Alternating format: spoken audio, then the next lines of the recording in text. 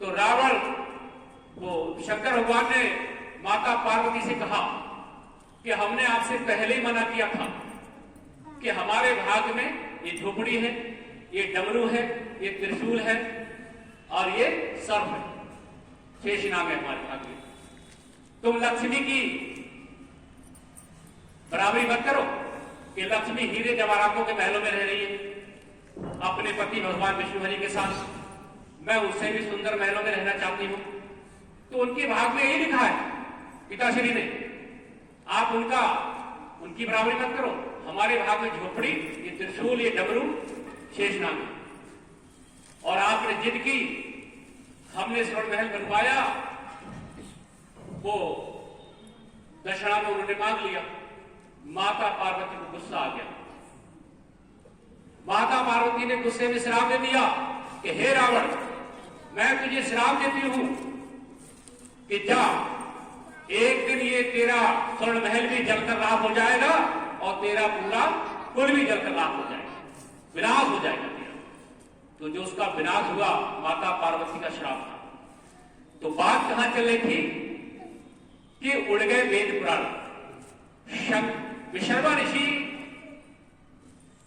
ऋषि के ऊपर बात इसलिए कही गई, ये उदाहरण इसलिए दिया गया कि इतने बड़े ज्ञानी पुरुष थे जिन्हें शंकर भगवान ने हवन करने के लिए बुलाया, पर जिस समय उनका धर्म डिगा तो राक्षसों की बेटी केकसी, जब राक्षसों की कुछ नहीं विशाली राक्षसों ने देखा कि विशर्मा ऋषि का जो पहले वाला बेटा है उसने जो है ऐसा रथ प्राप्त कर लिया है कि जब उस रथ पर वो चढ़ेगा उसके सामने कोई विजय प्राप्त नहीं कर सकता। तो हम क्यों ना ऐसा काम करें कि विशर्मा ऋषि के द्वारा हमारी बेटी को पुत्र मिले और वो ऐसी भक्ति करे कि सारे देवताओं से लड़ाई करके विजय प्राप्त करे। तब उन्होंने अपनी बेटी को विशर्मा ऋषि के पास भेजा और बेटी ने जाकर के विशर्मा ऋषि को दिखा दिया। विशर्मा ऋषि इसमें भूल गए कि मैं इतना बड़ा विद्वान हूं, वेदों का ज्ञाता हूं, धर्मशास्त्रों को जानने वाला हूं, मेरा खुद का अपना आश्रम है। और उन्होंने केकसी को रात को ठहरने के लिए स्थान दे दिया। केकसी ने जो है उनको अपने बाग में फंसा लिया और वचन दे दिया उन्होंने कि मैं तुमसे शादी करूंगा। पर केकसी को जल्दी इस बात की थी कि ऐसा ना हो ऋषि को ये बात पता लग जाए कि मैं राक्षस की बेटी हूं, तो विशर्मा ऋषि कभी शादी मुझसे नहीं करेंगे। तो केकसी ने कहा, महाराज स्वामी जी, आप जो है गंधर्व विवाह कर लो, शास्त्रों के मुताबिक गंधर्व विवाह तो कर सकते हैं। तो विशर्मा ऋषि ने कहा, ये तो बात सही है, चलो मैं आपके साथ गंधर्व विवाह करूंगा। अभी आप इस कुटिया में ठहरो, मैं थोड़ा पूजा पाठ करने जा रहा हूं। पूजा पाठ करके जब आऊंगा तब मैं आपके पास आऊंगा मिलने के लिए।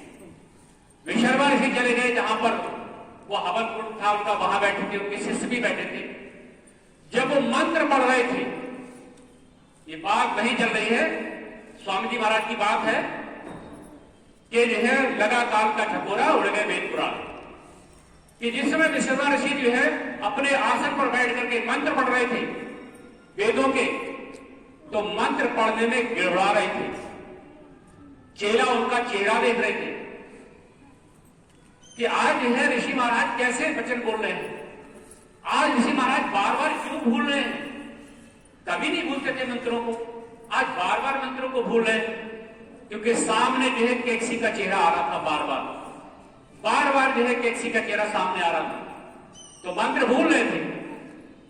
चेला भी समझ चुके थे और जैसे ही उनका वो हवन कार्य खत्म हुआ, पूजा पाठ का कार्यक्रम खत्म हुआ, वो वहां से कुटिया में गए, उनसे जाकर के उन्होंने मिले और वापस आए। सुबह को फिर पूजा ध्यान पर गए तो चेलों ने सलाह किया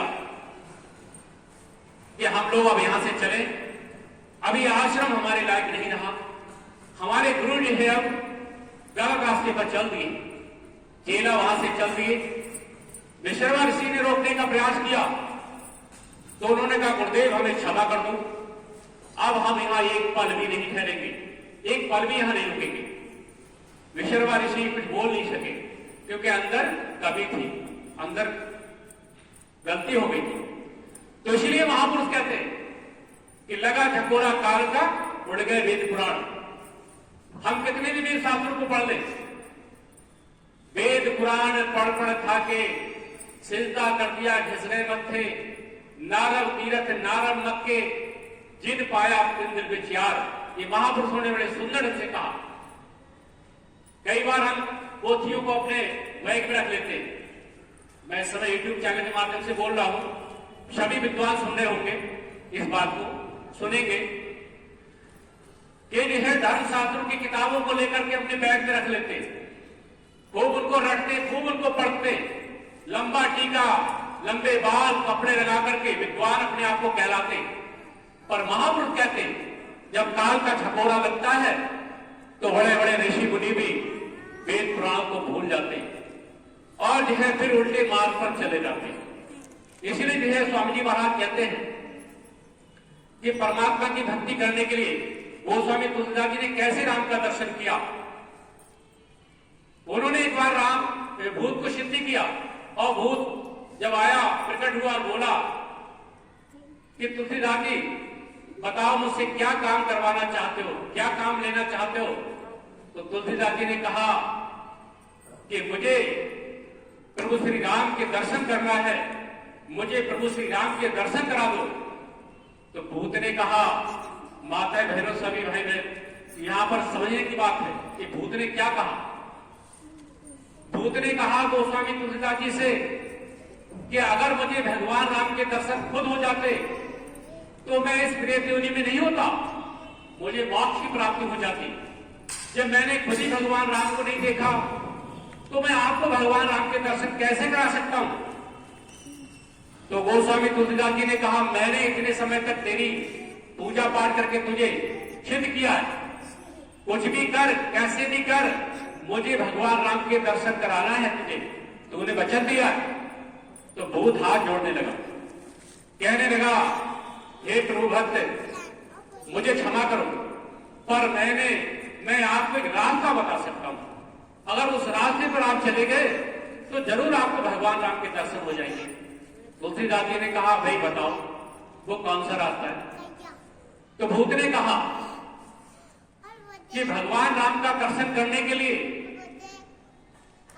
भगवान राम का दर्शन करने के लिए आप फला जगह जाना, फला मंदिर पे जाना, काशी में जाना, वहां पर जो है भगवान राम की कथा होती है और जहां जहां भगवान राम की कथा होती है वहां पर हनुमान जी जरूर आते हैं, वहां पर हनुमान जी जरूर आते हैं और बड़े लटे टुकड़े होंगे, कपड़े बहुत मैले कुचैले पहने होंगे, हाल बहुत बुरा होगा फकीरों के जैसा, पर सबके बाग में प्रसाद को लेके आप जो है समझ लेना ये हनुमान जी हैं, पैर पकड़ लेना वही भगवान के दर्शन कराएंगे।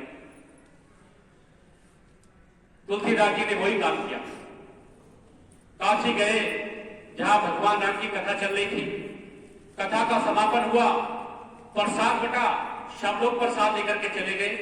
वही बुजुर्ग हनुमान जी जो फकीर का रूप धारण करके आए हुए थे वो रह गए। जब वो प्रसाद लेने के लिए गए तब उन्होंने गोस्वामी तुलसीदास जी ने पैर पकड़ लिए तो वो दूर को भागने लगे, कहने लगे, अरे अरे भाई आप क्या कर रहे हो ब्राह्मण, मैं कोढ़ी हूं, मैं कोढ़ी हूं, बहुत गंदा हूं, आपको भी कोढ़ हो जाएगा, ये छुआछूत की बीमारी होती है, आप मुझसे दूर रहिए, दूर रहिए।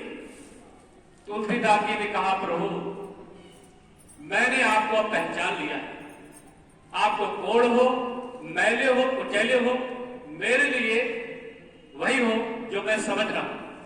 अब आप कृपया करके मुझे दर्शन दो और मुझे भगवान राम का दर्शन करने का रास्ता बताओ।